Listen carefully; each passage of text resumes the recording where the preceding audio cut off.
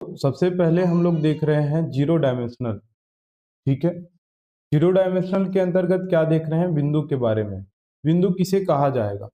क्या लिखा है देखिएगा, बिंदु वह है जिसमें ना लंबाई न चौड़ाई और ना मोटाई होता है। ठीक है, नोट वन में यदि देखा जाए तो किसी एक बिंदु से अनंत रेखाएं गुजरती है। ठीक है, तो यहाँ क्या बोला गया है कि किसी एक बिंदु से अनंत रेखाएं गुजरती है।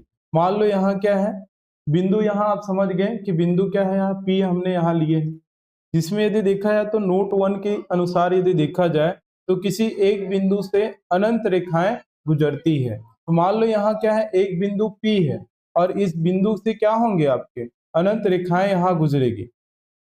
ठीक है, तो ये बात हमने समझ गए कि किसी एक बिंदु से अनंत रेखाएं गुजरती है। तो यहाँ क्या है, आपके अनंत रेखाएं यहाँ गुजार सकते हैं। दूसरा नोट ये यहाँ देखा जाए तो यहाँ क्या है, दो विभिन्न बिंदुओं से एक और केवल एक रेखा खींची जा सकती है। यदि दो बिंदु है तो यहाँ क्या होगा, केवल एक रेखा यहाँ खींची जा सकती है। तो यहाँ क्या लिए हमने, दो पॉइंट लिए हैं, दो बिंदु यहाँ लिए हैं जिसमें ए और बी बिंदु है। दूसरा नोट क्या बोला गया है कि दो विभिन्न बिंदुओं से एक और केवल एक रेखा खींची जा सकती है। तो यहाँ क्या है, ए और बी को यहाँ यदि मिलाया जाए तो यहाँ क्या होगा, सिर्फ एक रेखा खींची जा सकती है। ठीक है, फिर से बोल रहा हूँ यहाँ कि दो विभिन्न बिंदुओं से एक और केवल एक रेखा खींची जा सकती है। यहाँ ए और बी दो पॉइंट था, दो बिंदु था और इसमें क्या हो सकता है, एक ही रेखा गुजर सकती है। लेकिन एक बिंदु यदि रहे तो एक बिंदु में क्या कर सकते हैं, अनंत रेखाएं गुजारी जा सकती है। ठीक है, नेक्स्ट यहाँ देखिएगा, तीसरा यहाँ बोला गया है, तीसरा नोट हम लोग देख रहे हैं जिसमें लिखा है तीन या तीन से अधिक बिंदु संरेख बिंदु कहलाती है।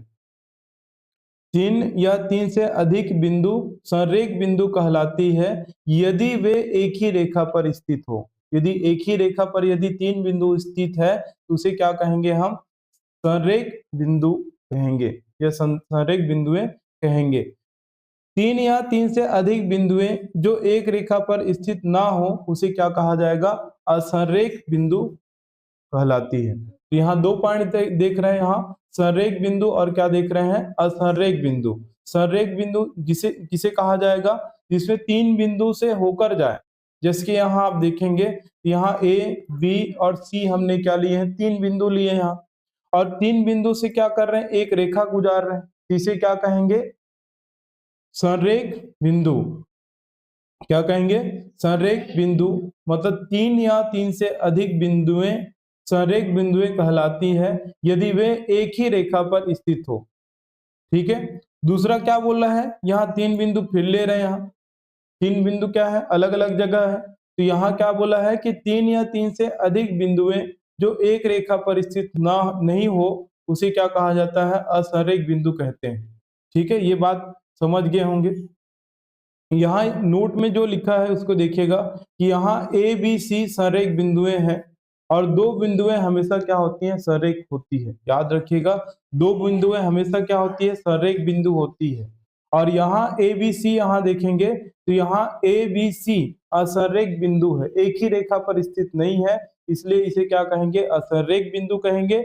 और जो एक ही रेखा पर स्थित हो, तीन बिंदु यहाँ है, उसे क्या कहेंगे, संरेख बिंदु कहेंगे। और याद रखिएगा, दो बिंदु हमेशा क्या होती है, संरेख होती है। ठीक है, आगे यहाँ देखें क्या बोला है, चार या चार से अधिक बिंदुएं एक वृत्त का निर्माण कर सकते हैं यदि यदि इनसे होकर एक वृत्त गुजरे। ठीक है, यदि इनसे होकर एक वृत्त गुजरे तो चार या चार से अधिक बिंदुएं एक वृत्त का निर्माण कर सकते हैं। तो यहाँ हमने क्या लिए हैं, चार बिंदु यहाँ लिए हैं, ए बी सी और यहाँ डी हमने लिए हैं। इस चार बिंदुओं से हम क्या कर रहे हैं, एक वृत्त का निर्माण कर सकते हैं। ठीक है, यहाँ क्या कर सकते हैं, एक वृत्त का निर्माण किया जा सकता है। नेक्स्ट यहाँ देखें क्या लिखा है, कोई भी तीन असंरेख बिंदुएं हमेशा एक वृत्त का निर्माण कर सकते हैं। ठीक है, याद रखिएगा, तीन जो असंरेख बिंदु है ये क्या कर सकते हैं, एक वृत्त का निर्माण कर सकता है। ठीक है, उसके बाद देखिएगा यहाँ ये पॉइंट, लास्ट वाला पॉइंट देखिएगा कि छठवां जो पॉइंट है, एक वृत्त हमेशा 3 असंरेख बिंदुओं से होकर गुजरती है। एक वृत्त जो है 3 असंरेख बिंदुओं से होकर गुजरती है।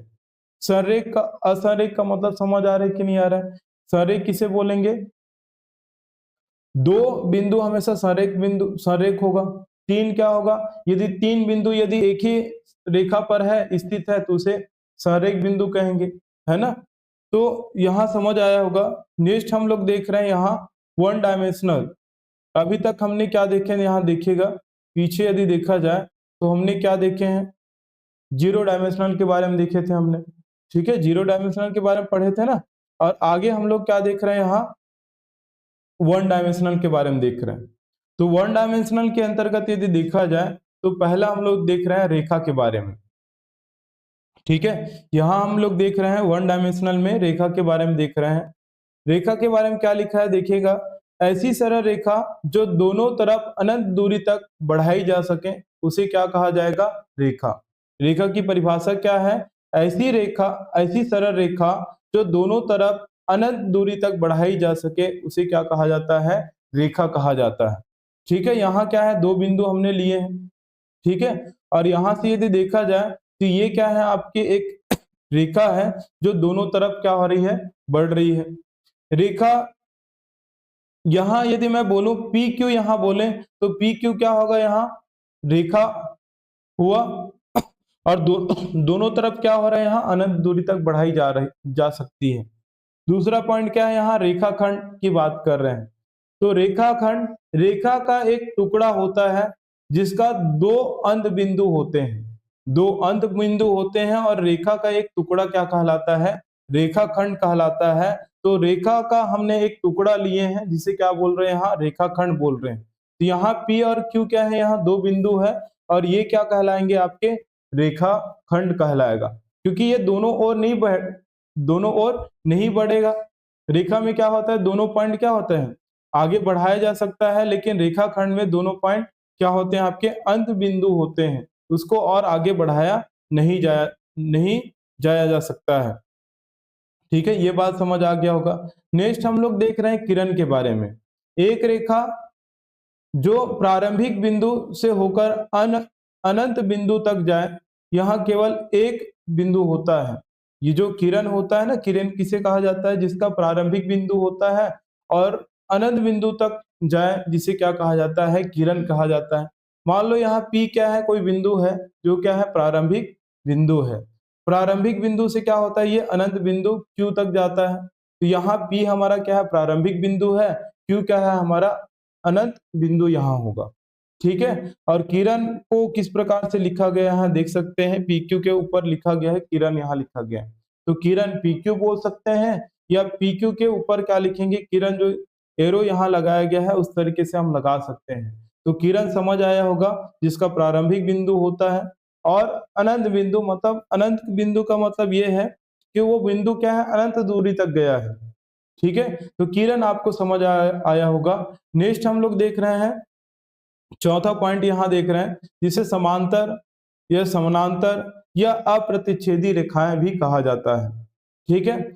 एक तल में दो भिन्न रेखाएं समांतर रेखाएं कहलाती है यदि उनमें कोई भी बिंदु उभयनिष्ठ नहीं हो, चाहे वे दोनों तरफ कितनी भी बढ़ाई जाए। मतलब ये है कि यहाँ डायग्राम से पहले समझे कि यहाँ हमने क्या किए, दो रेखा ले रहे हैं पी क्यू, और यहाँ ले रहे हैं आर एस, क्या किया हमने, दो रेखा ले रहे हैं। ये दो रेखा क्या है, अप्रतिच्छेदी रेखाएं हैं। अप्रतिच्छेदी रेखाएं का मतलब ये है कि पी क्यू को और आर एस दो रेखाएं हैं, दो रेखाओं को कितना भी बढ़ा ले, ये एक दूसरे को प्रतिच्छेद नहीं करेगा, और प्रतिच्छेद नहीं कर रहा है, इसलिए इसे क्या कहा गया है, अप्रतिच्छेदी रेखाएं कहा जाता है। और अप्रतिच्छेदी रेखाओं को क्या कहा जाता है, समांतर रेखा कहते हैं। तो परिभाषा एक बार और पढ़ रहे हैं कि एक तल में दो भिन्न रेखाएं समांतर रेखाएं कहलाती है यदि उनमें कोई भी बिंदु उभयनिष्ठ नहीं हो, चाहे वे दोनों तरफ कितनी भी बढ़ाई जाए, ठीक है। और यहाँ आप देख सकते हैं नीचे में जो लिखा है पी क्यू समांतर है आर एस के, यहाँ नीचे में लिखा है, इसको देख लीजिएगा।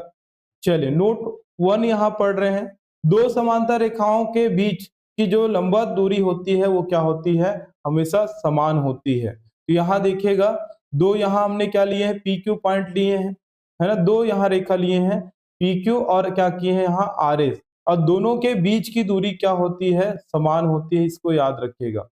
ठीक है, तो पहला नोट हमने पढ़े समांतर रेखाओं के बारे में कि दो समांतर रेखाओं के बीच लंबवत दूरी हमेशा क्या होती है, समान होती है। पी क्यू यहाँ हमने, पी क्यू एक रेखा हो गया और आर एस दूसरी रेखा हो गया, जो दोनों क्या है, समांतर है, और दो समांतर रेखाओं के बीच की दूरी क्या होती है, हमेशा समान होती है, बराबर होती है।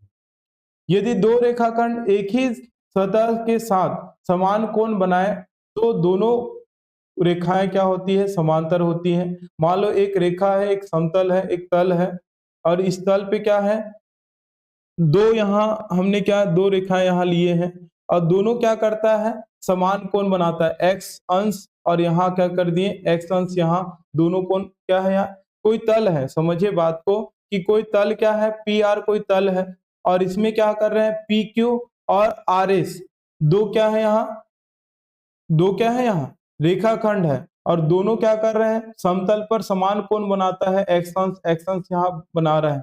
तो यदि फिर से पढ़िए, यदि यदि दो रेखाखंड एक ही सतह के साथ समान कोण बनाए तो दोनों रेखाएं क्या कहलाती है, समांतर होगी। तो यहाँ पी क्यू समांतर है आर एस के, क्यों हो रहा है, क्योंकि समतल पर दोनों क्या कर रहे हैं, समान कोण बना रहा है, एक्स अंश। ठीक है, तो यहाँ पी क्यू समांतर होगा किसके, आर एस के।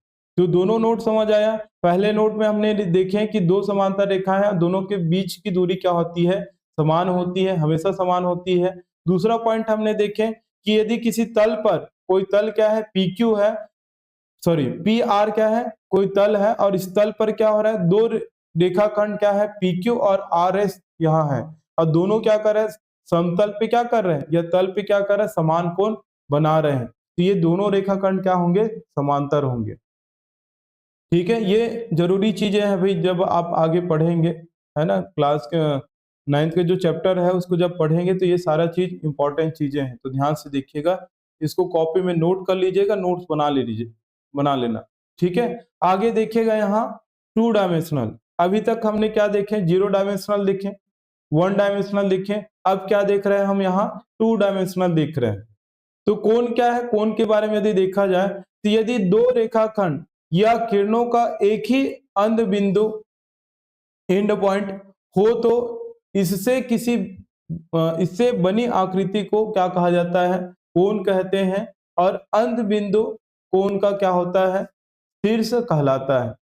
ठीक है, शीर्ष को क्या कहते हैं, इंग्लिश में वर्टेक्स भी कहा जाता है। डायग्राम से देखिए, यहाँ डायग्राम यहाँ देख रहे हैं, देखिएगा ए पॉइंट हो गए, यहाँ देख पहले देखिए ध्यान से क्या बोला है, यदि दो रेखाखंड यहाँ ए बी और ए सी क्या है, यहाँ दो रेखाखंड है, या किरणों को ले सकते हैं, या आप बोल सकते हैं ए बी एक किरण है और ए सी एक किरण है, दोनों का क्या हो रहा है, एक ही अंध बिंदु हो रहा है ना, एंड पॉइंट हो रहा है। तो इससे बनी आकृति को कोण कहते हैं। ये जो आकृति बना है, मतलब दो रेखाखंड लिए है ना, या दो किरण ले सकते हैं, और दोनों से बनी आकृति, दोनों का क्या हो रहा है, अंध बिंदु क्या हो रहा है, यहाँ ए हो रहा है, ए हो रहा है ना अंध बिंदु, और दोनों की अंध बिंदु क्या है, समान है, तो इसे हम क्या करेंगे, इस आकृति को क्या कहेंगे, हम कोण कहते हैं। ठीक है ना, और अंध बिंदु कोण का क्या होता है, शीर्ष कहलाता है, जिसे क्या कहा जाता है, वर्टेक्स कहते हैं। तो ये कोण को याद रखिएगा, दो रेखाखंड होता है या दो किरणों को लेके क्या बनाया जाता है, कोण बनाया जा सकता है। ठीक है, फिर यहाँ देखिएगा कोणों के प्रकार, कोण के प्रकार की बात करें तो यहाँ कोण न्यून कोण होता है, समकोण, अधिक कोण, सरल कोण, या सरल कोण को और क्या कहा जाता है, ऋजु कोण कहा जाता है।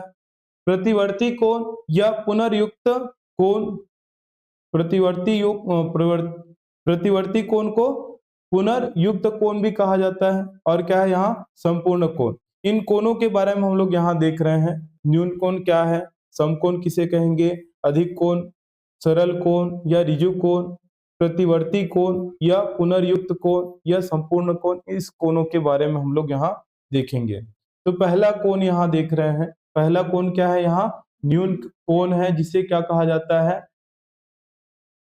एक्विट एंगल कहा जाता है।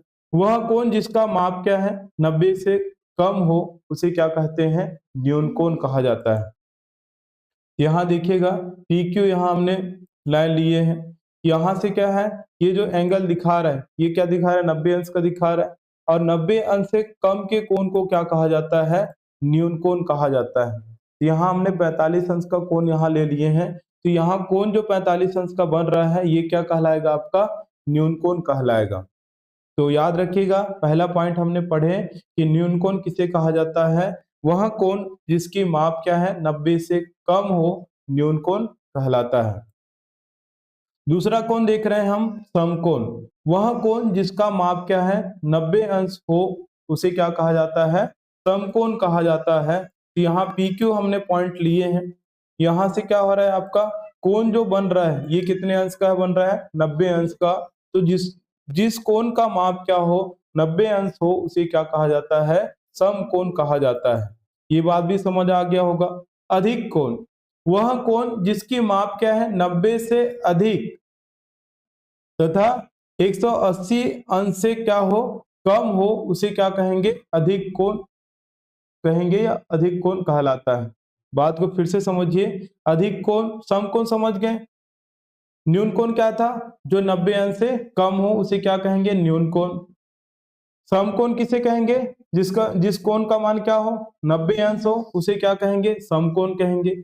अधिक कोण, अधिक कोण क्या कहा गया, अधिक कोण की परिभाषा क्या बोला गया है, कि वह कोण जिसकी माप 90 अंश से अधिक और 180 अंश से कम हो, क्या कहलाता है, अधिक कोण कहलाता है। देखिए डायग्राम से, ठीक है। तो यहाँ क्या हो रहा है, कोण जो है वो कितना है, नहीं रहना चाहिए था, यहाँ 45 अंश से ज्यादा है, तो 45 अंश से ज्यादा है, ठीक है, इसको काट दे रहे हैं, यहाँ ये गलत है। यहाँ लगभग कितना है, मान लेते हैं, ये कितना हो गया, यहाँ से यदि देखा है तो ये 90 अंश का होगा, और 90 अंश से अधिक है, मतलब मान लेते हैं ये कितना होना चाहिए, 120। 120 अंश जो है वो क्या है, 90 अंश से अधिक है, और 180 अंश से क्या है, कम है, 120 अंश, तो इसे क्या कहेंगे, हम अधिक कोण कहेंगे, ठीक है, अधिक कोण यहाँ कहेंगे। चलिए नेक्स्ट देखें, यहाँ सरल कोण या रिजिव कोण। सरल कोण को ही क्या कहा जाता है, रिजिव कोण कहा जाता है। तो वह कोण जिसकी माप क्या हो, 180 अंश हो, उसे क्या कहते हैं, रिजु या सरल कोण कहते हैं, ठीक है। क्या बोला गया, फिर से पढ़िए, कि वह कोण जिसकी माप 180 अंश हो, उसे क्या कहा जाता है, रिजु या सरल कोण कहते हैं। तो यहाँ क्या है, एक रेखाखंड हमने ले लिए, ठीक है, और यहाँ से यदि देखा जाए तो यहाँ क्या हो रहा है, 180 अंश हो रहा है। तो जिस कोण का मान क्या हो, 180 अंश हो, उसे क्या कहेंगे हम, सरल कोण या रिजु कोण कहते हैं। और जिस कोण का मान क्या हो, 90 अंश हो, उसे क्या कहेंगे, समकोण। जिस कोण का मान 90 अंश से कम हो, उसे क्या कहेंगे, न्यून कोण, ठीक है। और अधिक कोण किसे कहेंगे, 90 अंश से अधिक और 180 अंश से कम, यदि कम का कोण यदि हो, तो उसे क्या कहेंगे, अधिक कोण। बात समझ आ गया होगा। नेक्स्ट जो देख रहे हैं वो क्या है, पांचवा यहाँ है प्रतिवर्ती कोण, या इसे क्या कहा जाता है, पुनर्युक्त कोण कहा जाता है, जिसे इंग्लिश में क्या बोलेंगे, रिफ्लेक्स एंगल यहाँ कहेंगे। तो लिखा है, वह कोण जिसकी माप दो समकोण 180 अंश से बड़ा तथा चार समकोण क्या हुआ, चार समकोण का मतलब क्या है, एक समकोण का मान कितना हुआ, 90 अंश, तो 4 हुआ तो 4 से गुना करो ना, कितना आया, 360 हुआ ना। और यहाँ दो समकोण का मतलब, दो समकोण मतलब 90 का 2 गुना 180 अंश हुआ।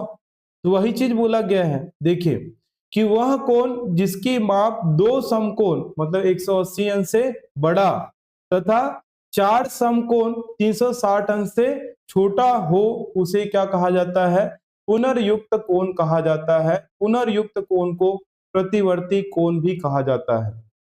याद रखिएगा, इसको इंग्लिश में रिफ्लेक्स एंगल भी कहा जाता है। डायग्राम से समझे यहाँ, तो पी क्यू यहाँ लिए हमने, देखिए ध्यान से, ये जो एंगल है, ये एंगल कितना है, 220 अंश है।